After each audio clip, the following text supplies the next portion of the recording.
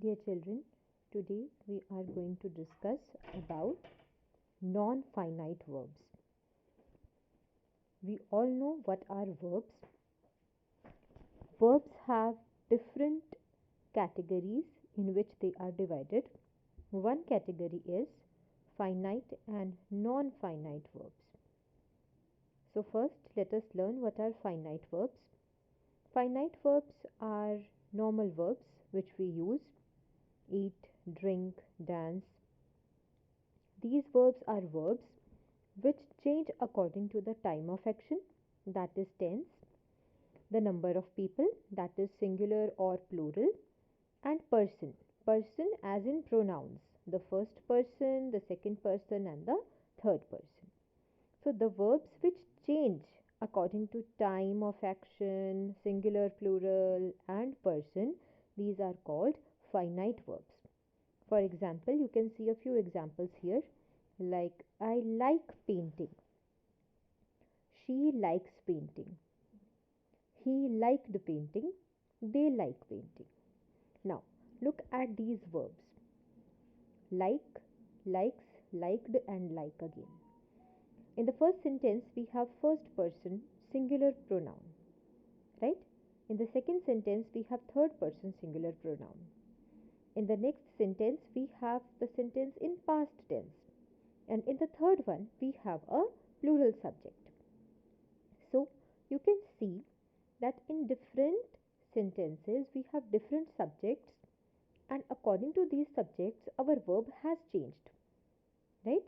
Somewhere it changed according to the pronoun, somewhere it changed according to the tense, and somewhere it changed according to the person, first person, second person, or singular plural also, right?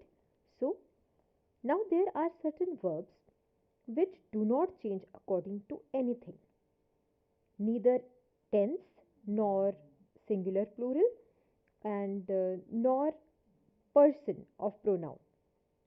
Those verbs are called non-finite verbs. These non-finite verbs have three types. We have to understand each and every type carefully, right? First one is gerunds. Now, what are gerunds? Gerunds are verbs which have ing form. Gerunds are ing form of verbs. But what do? They play the role of noun in the sentence. What is the role of noun in the sentence? Either a noun is the subject or the object of the sentence. Now, gerunds do not change according to any tense or any person or any singular or plural, right? For example, see, jogging is good for physical fitness. Here, jog verb plus ing, but it is playing the role of a subject in the sentence. What is good for physical fitness?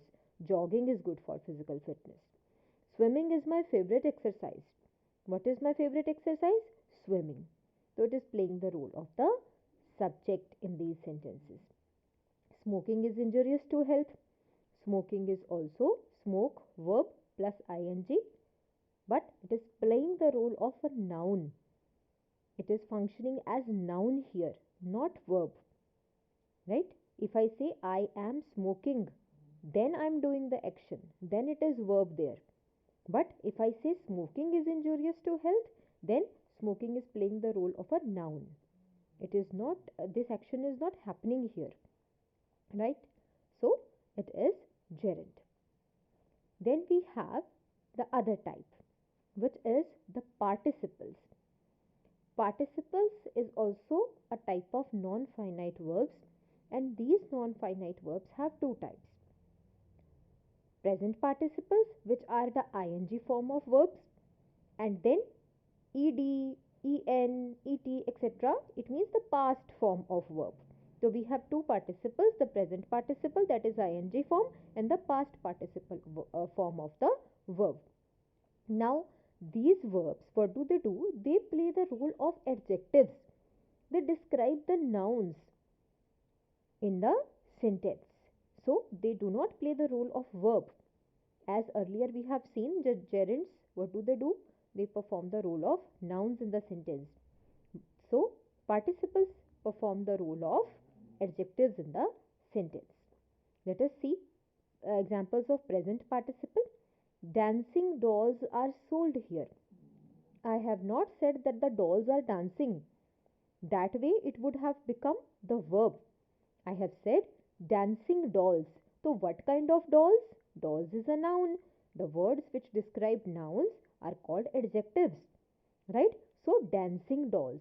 Dance is a verb plus ing. It is a verb, but it is functioning as adjective here. Right? Dancing dolls are sold here. They bought baking trays. Read carefully, baking trays. They are not baking anything. The baking word is describing the word trays. Tray is a noun. What kind of tray? Baking tray. So these verbs are playing the role of adjective here.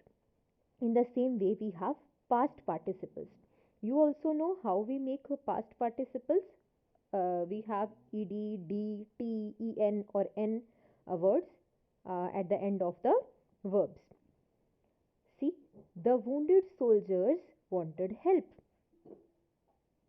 How we have described the word soldiers? Wounded soldiers. The painted wall needs to dry up. Painted wall. We are not painting the wall. We are not doing any activity. We are describing the wall. What kind of wall? Painted wall. So the verb is in past tense, but it is playing the role of an adjective here. Then we have the infinitives. Infinitives are also a type of non-finite verbs. These are very simple. Whenever we have to plus first form of verb, that is infinitive. Right? She wanted to paint her portrait. To paint. To plus first form of verb. Right? So she wanted to paint her portrait. Now, there are a few conditions in English grammar where we use infinitives but we do not use to. Then they are called bare infinitives. For example, when we have models, after models we also use V1 alone. We do not use any to, any preposition to. Right? So now you are very well equipped with the knowledge of non-finite verbs. This chapter is very important for classes 6 to 8, especially for class 7th.